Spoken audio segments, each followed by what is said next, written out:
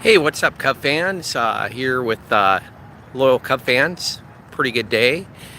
Cubs won Tuesday night, second game of the series on the road against Arizona, 9-1. It's a game long overdue. Waiting to see Cubs dominate early, give some guys a rest, uh, keeping the bullpen fresh. The high leverage relievers, pretty cool. Especially after we got news Morrow's not going to make it back. It was kind of borderline, but he was hoping to make it back this series, and they knew if he couldn't, then probably be shut down. But onto the positive, Cubs, they were up against a starting pitcher that was filled in because of an injury, and he only made like 4 starts this year. Never went past four innings. Always pulled in. ERA like 4.7. But sometimes Cubs lay an egg against those guys. And we have Montgomery. He hasn't made it past the 5th inning yet since he came back, his 3 starts from the DL. But it was a different story. Montgomery looked very great early. First inning, Bias hits a 2-run homer. We're up 2-0. Second inning, we're up like 3-0, and then Murphy hits a 2-run homer. We're up 5-0. Things steamrolled in the positive direction. We had a lot of sac flies, RBIs, ground ball RBIs.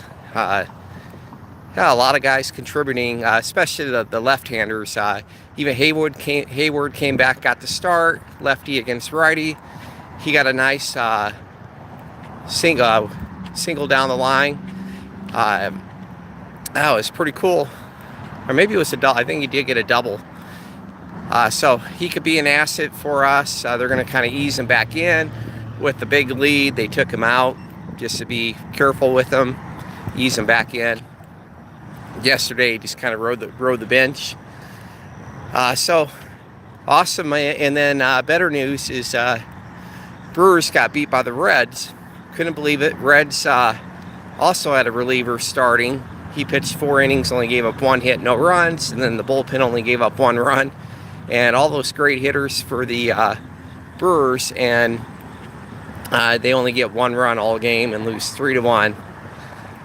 So pretty cool. Reds playing the spoiler. What that means is Cubs have a 3.5 game lead over the Brewers now, and every game gets more urgent. Brewers only have 10 games left. Cubs have 11 games left. Magic number is 8 for those that keep track of that.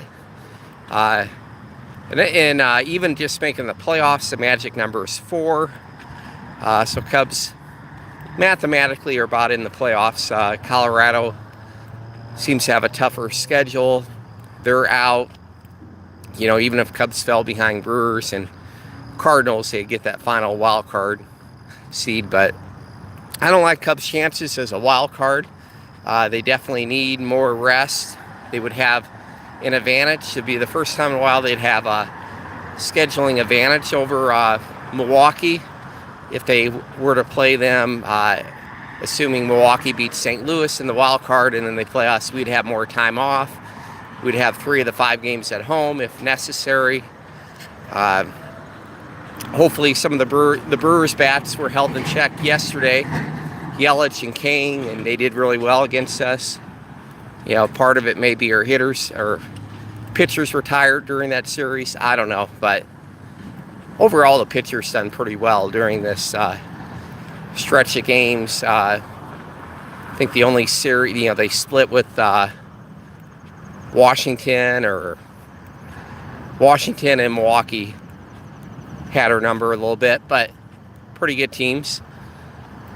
Cubs have 1 more game, 30 games showing up to the ballpark without, expecting to play at least. They had a couple games that were postponed and made up later. Doubleheader and 1 on a day off. So Madden, Theo, a lot of guys said they never had to show up in the ballpark 30 games in a row ever, their whole career. thanks MLB, but we're making the most of it, getting wins. Looking pretty good. Never easy to sweep a team. Going to try to do that tomorrow. Hopefully Hamels can be on his A game. What's good is even if the pitching struggles a little bit, we have the bat's been waking up. We got 5 runs the first game, 9 games this game. So we'll see. Arizona have a little bit better pitcher, but not as great as Corbin, their first starter. And we managed to get 3 runs against him in 6 innings, so not bad against a pretty good pitcher. And Arizona's bullpen is not great. They're like 29th out of 30th. That's a big reason why they fell off the cliff in September. They're like 4-12, or they're having a rough month, and they're almost mathematically out of the playoffs, which is unfortunate. I'd rather see them there than the Cardinals. Cardinals beat the Braves again, so they're helping themselves out, and I think they may have a 1.5 lead over Colorado for last spot. Colorado went from winning the division a few games ago in the lead to now Dodgers are in the lead. Dodgers been taking care of business against them. Yesterday was a tough game, 4-3, 10 innings, Dodgers scrapped out, but it's amazing, things can change pretty quickly. You have some tight races going on, but we're starting to see some separation. In addition to Cubs 3.5 over the Brewers, I think they're like 5 games or so ahead of Atlanta for the top spot. So that's the other milestone to get the number 1 seed. Things are getting settled in, and we'll do it again. Cubs final game away from Chicago against Arizona tonight. Then they get a much-needed day off Thursday. Brewers play last game against the Reds. And looking at the schedules, Brewers have to go on the road against Pittsburgh and St. Louis. And Cubs, they play a road series against the White Sox. And then they're at home. 4 games at home against Pittsburgh and then St. Louis. So hopefully they get things clinched as early as possible. They can start figuring out more creative ways to get rest and get their rotation set up for the playoffs. Ideally for the division series opposed to the wild card, they'd have something like 3 to 5 extra days rest. Be almost like another all-star break. I felt like Cubs really didn't get an all-star break. They had to play a doubleheader game or a makeup game, and like Lester came out and started after only 4 days rest. But that's another story. It's been one of those years where Mother Nature created some challenges for us, but between some injuries and makeup games and a lot of games in a row, Cubs are still in a pretty good position. 3.5 games ahead in first place, 11 games left, and right now would be the number 1 seed going in the playoffs. The other thing we'll have to see is with the announcement tomorrow, the one guy for Iowa that could maybe make a difference, might be a stretch to make the playoff roster, but Dakota Makes, he has like a 1.17 ERA, between AA and AAA, and similar throughout his whole minor league career. Maybe the only reason why they hold him back is it's only 23, and he just got drafted 2016. So really, this is like his 2nd full year, 3 total years. But statistically, he deserves a lot more than a lot of other guys. And he could be a future closer in the maker. He got more saves in Tennessee than Iowa. Kind of somewhat eased him in, but he has got some saves. But pretty intimidating guy, 6'7". If he doesn't get called up late this year, next year he should be on the 40-man roster, if not opening day, fairly soon. I don't know. They may play the game to not start the clock. That could be a factor. But I think they should consider bringing him up.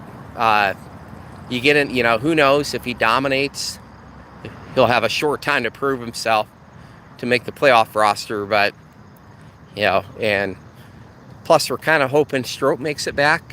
Strop says he's going to push to make it back. 2 games left of the regular season. That'd be pretty cool if that made a difference to beat the Cardinals, eliminate them. But if nothing else, to get his feet back wet and be ready for the playoffs. Otherwise, it gets kind of dicey. I mean, you might be able to get away with not having a closer against,